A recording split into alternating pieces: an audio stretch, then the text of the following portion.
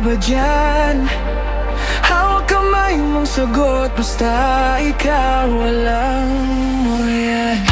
Hayaan mo na lang sila, di naman sila kasama. Paggabi na pagod ka, ako pa rin ang kakalma.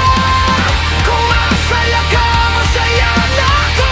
Yun lang naman ang totoo. Hayaan mo na lang sila, tayo tong nandito.